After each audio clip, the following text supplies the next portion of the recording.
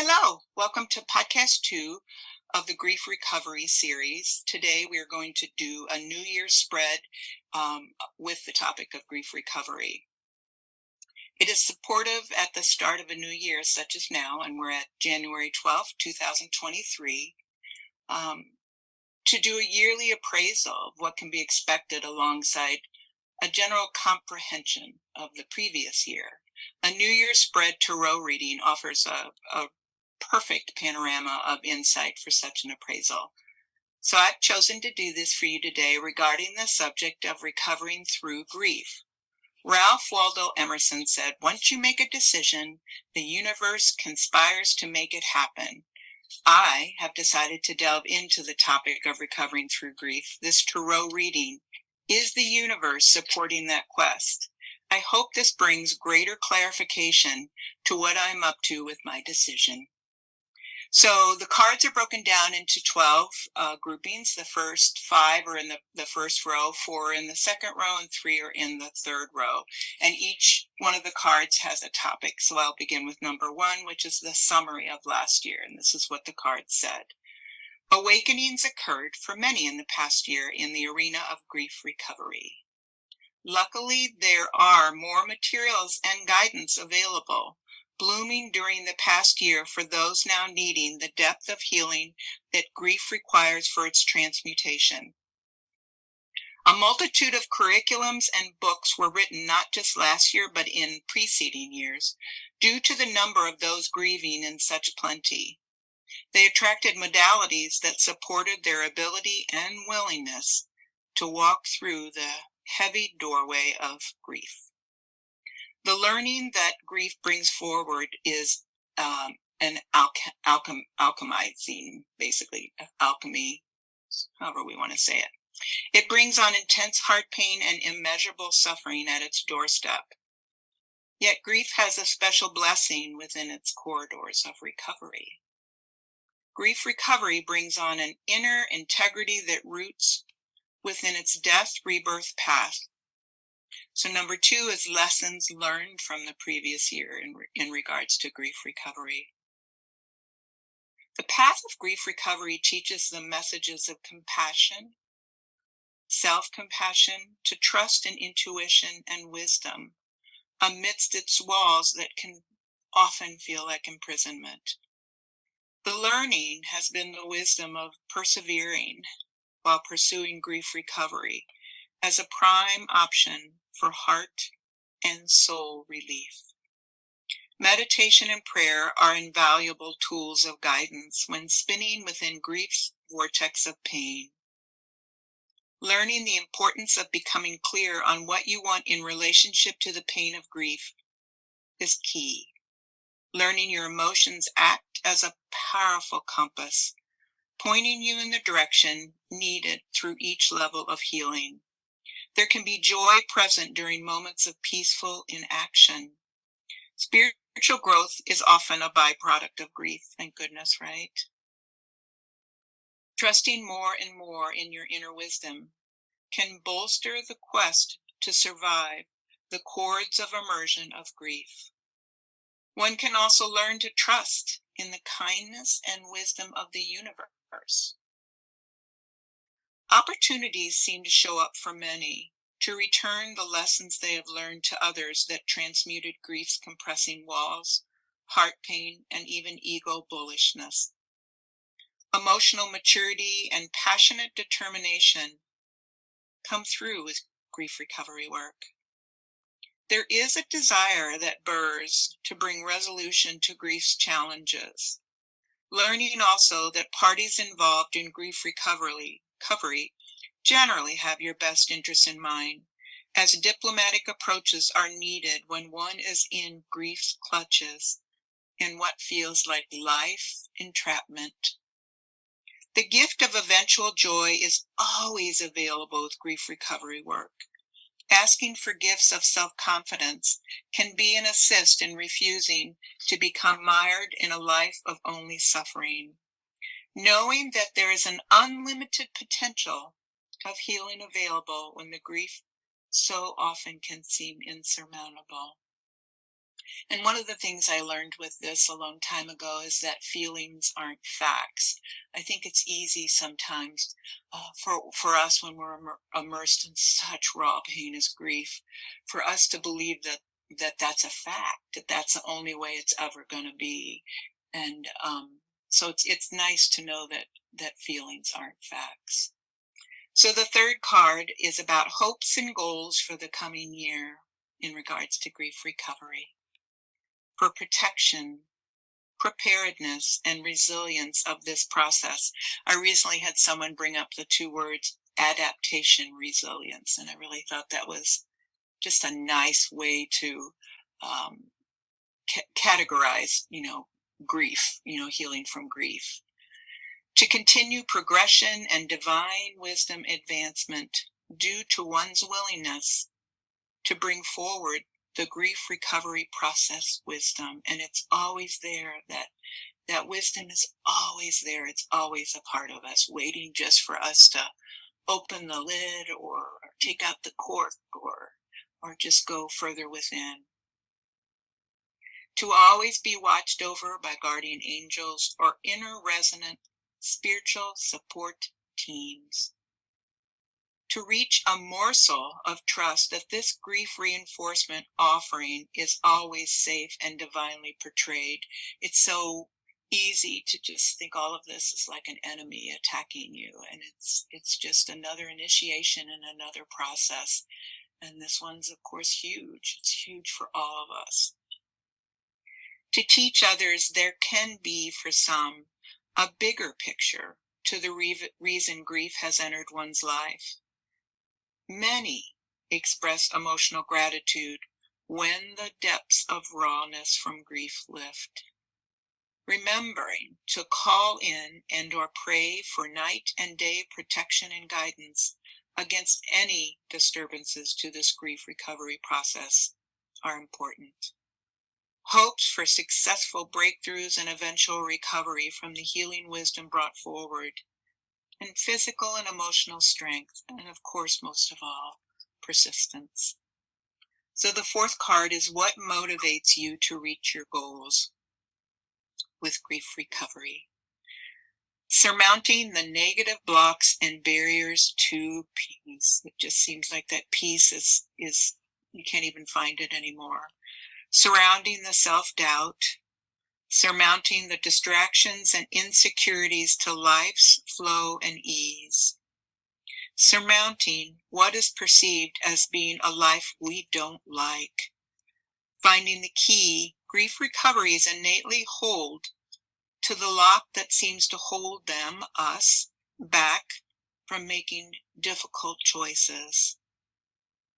Teaching those in grief suffering that a possibility for their heart to unchain from the prison of unhappiness is an option that's available through the tender choice of seeing their part in the unfolding grief recovery success, through the acceptance of where one is here and now, and finding the traction to regain one's power and empowerment. Choosing freedom. Stepping past our fears out into the light to grow, evolve, and fly higher spiritually. Realizing that the entrapment of grief has an illusionary quality to it. What can be brought forward to comprehend this statement is watching the current Matrix movie, Matrix Revolutions. Expressing to those in the pangs of grief that getting free of the dependency of grief pains and its self-imposed limitations holds potential. Teaching those in recovery to forgive oneself daily.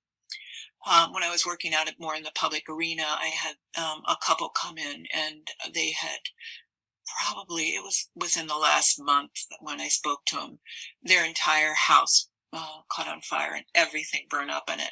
And it was a house that had been in generations. I think they were like the fourth or fifth generation.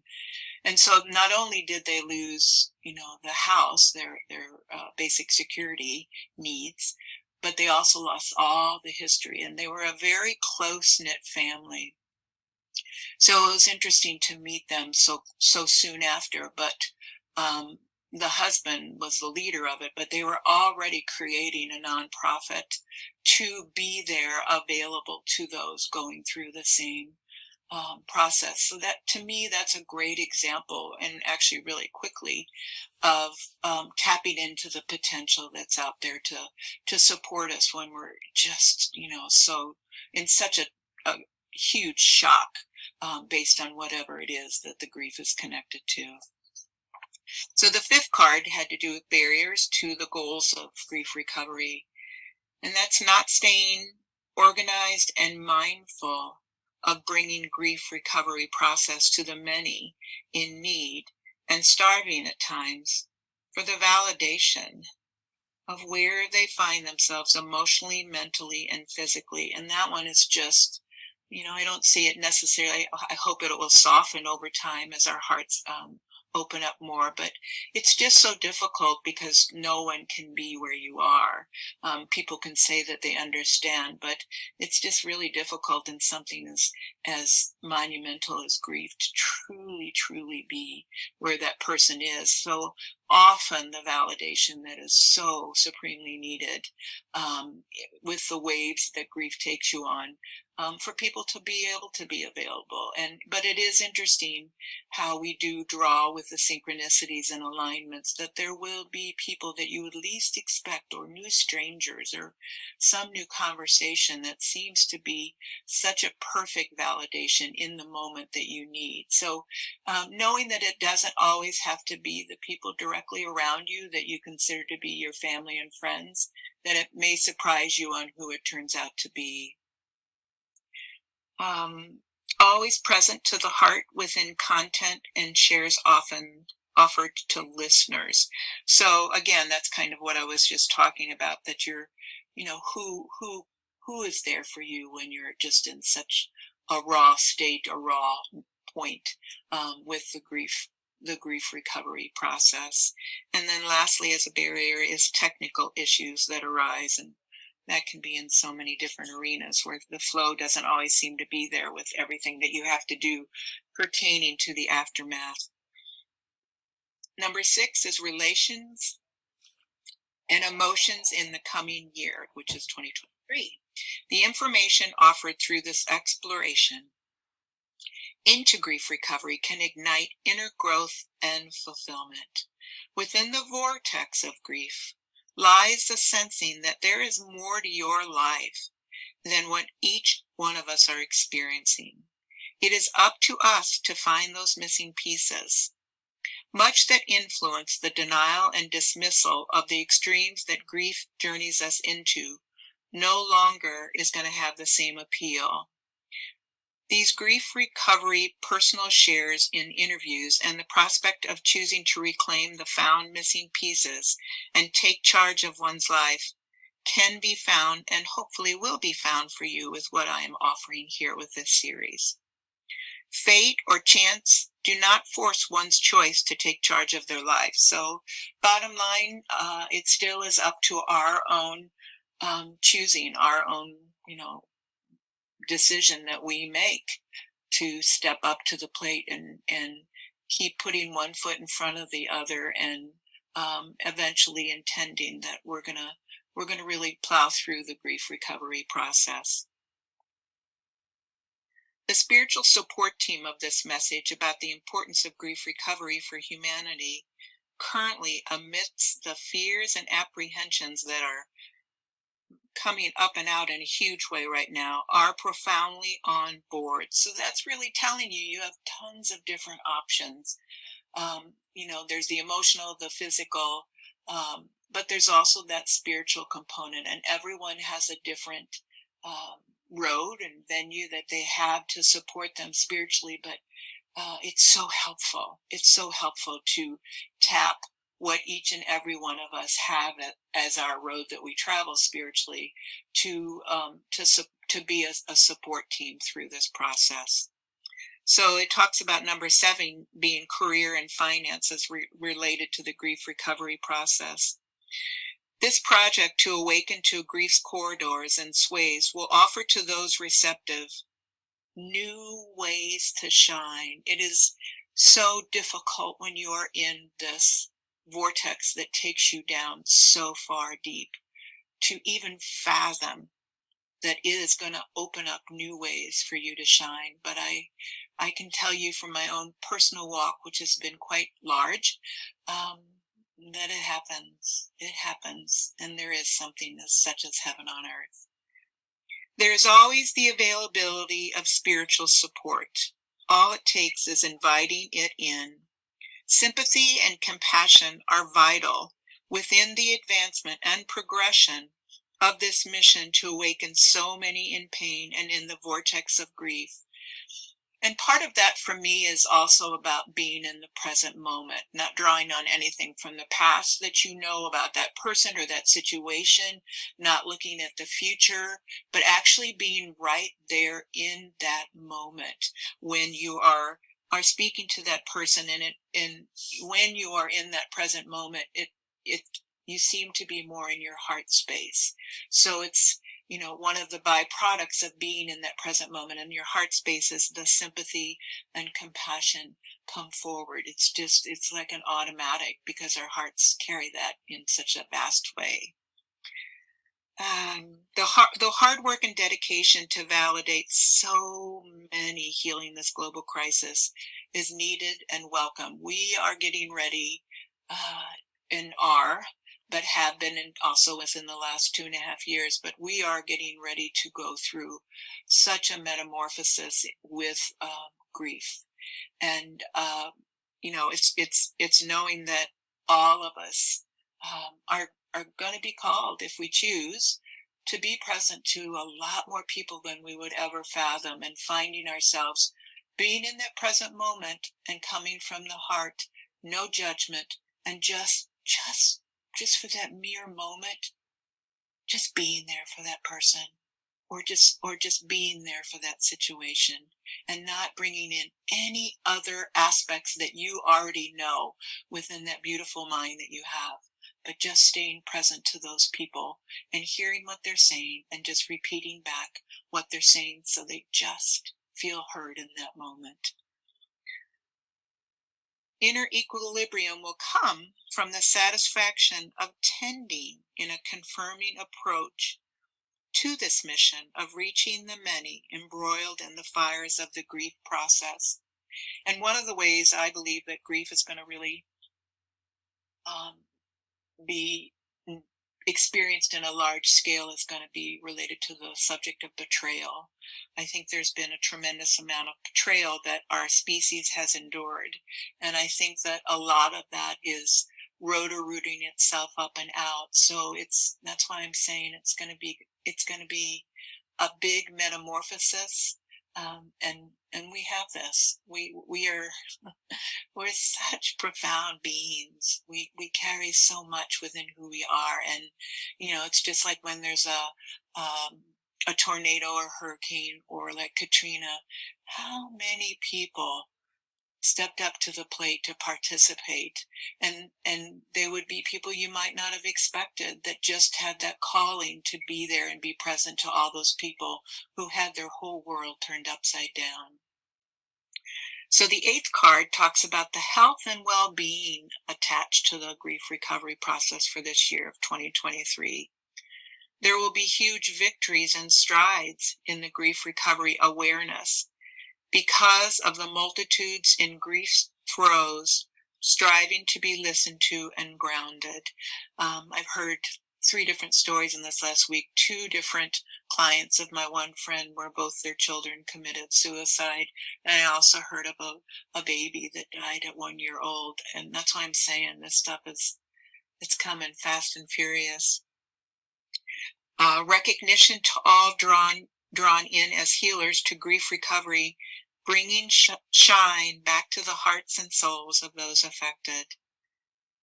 There will be more clarity and more attunement of the grief recovery mission as it roots further and deeper to offer its bounty and beauty that it can and will bring forward.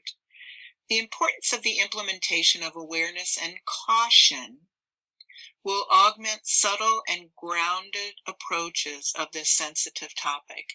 And I think we're in such a panorama of different perspectives that we have to really, or are, not have to, can choose to really take care to think before we speak. The tenderness and reactivity of so many emotionally right now is at such a high crescendo that it's important for us to be cautionary and go to more of a subtle communication when we're speaking to everybody all day long. I mean, it's coming at us all day long. It will take time for acceptance and reach of this raw content. So it'll take time for acceptance of the grief recovery process and the needed reach that is going to be needed because it's global. This isn't just national, local, statewide. It is global. Yet those who embrace it will become great collaborators for this grief recovery missions proliferation, and to all of those that are stepping forward to be a part of this and to be there for all those in need. Thank you. Thank you so much for your heart, your courage, and your dedication to be serving humanity in such a great fashion. It's commendable. Those with kindness, open hearts, and compassion will become great allies to this cause as they learn what matters most to one's inner heart, to those on this journey of grief recovery. So I do think there's going to be a lot learned by all of us as we open our hearts and really tap in further and further to the innermost parts of our hearts. And I think we as a species have beautiful hearts that are not even on board to the greatness of what they can bring forward. So it's going to be, it's going to be beautiful to see more and more, even though they're going to be cracking open in difficult ways, for our hearts to bloom and blossom at this time. So number 9 is spiritual energy and fulfillment. Heart, fortitude, and kindness are the strength of this message being birthed with intention and attention during this year. Divine resilience and divine strength are the alchemizing ingredients for success of this grief recovery process mission. The spiritual component of grief recovery will always win out over those who are unable to relinquish their stance to suffer endlessly. So it's really like many can stay in it, but it is amazing how when you see the roots of the grief recovery process and the greater work that's happening within our world, that it can win out even over the ones that hold on the longest in their quicksand or in their concrete to be in their suffering. Forgiveness, empowerment through self-love, courage, and the tolerance for others will be mirrored by many on this road here and now. And again, thank you for all of those that do that. Incredible accomplishments, clarity of purpose, fulfillment, cosmic awareness, love of our Mother Earth and our Earth and its inhabitants will flourish for those with ears to hear and eyes to see.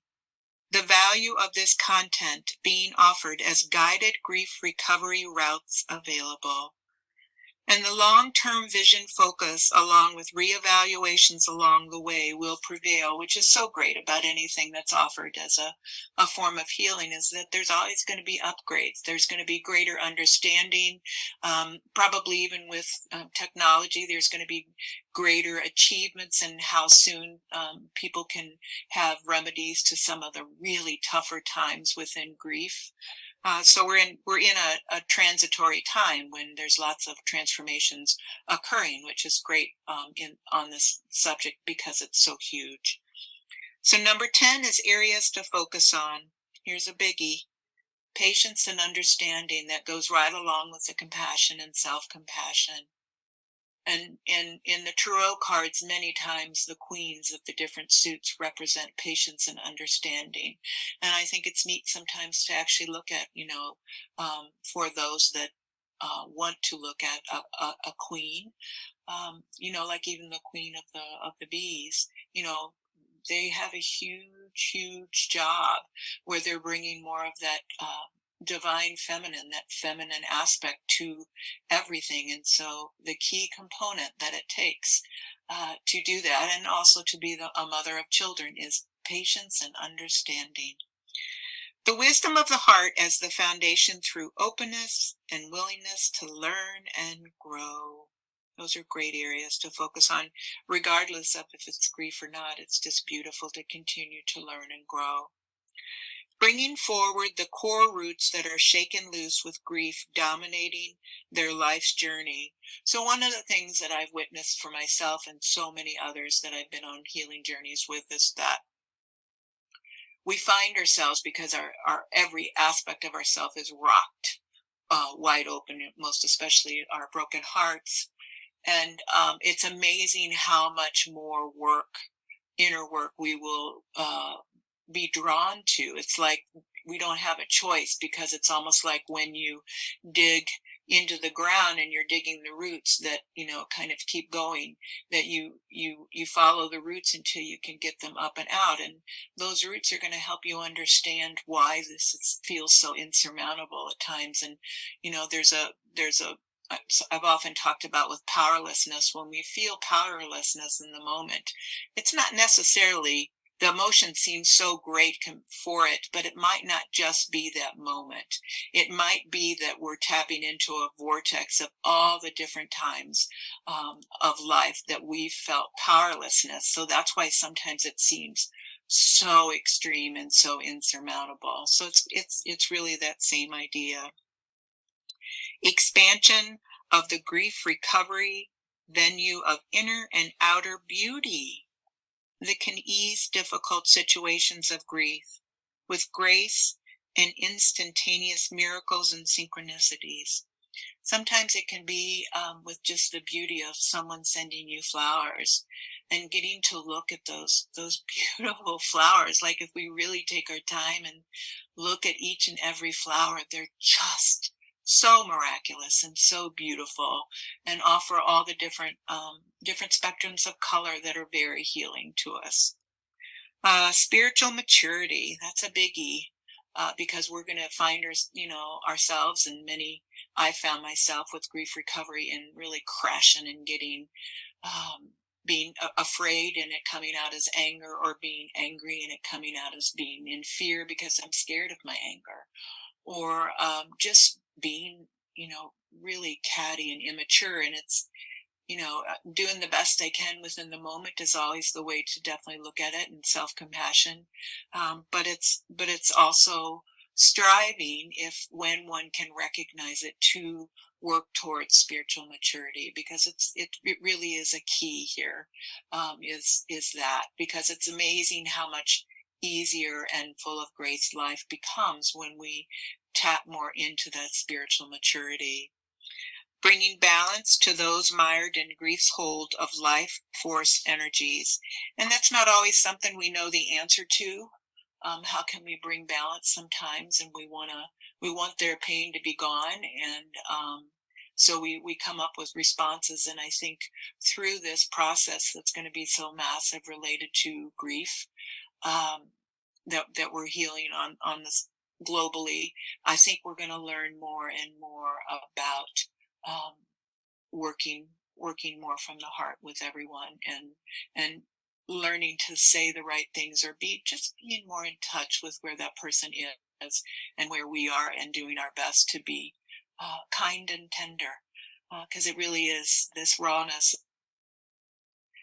It's almost impossible when the nervous system gets rocked like this to even be around other people. There are some that truly need it in a big way, but there are also some that they can't. They just can't, because every part of themselves is hypersensitive. So number 11, the 11th card, is most important lessons with grief recovery process. Falling more in like and in love with great transition moments shown to us within grief teachings.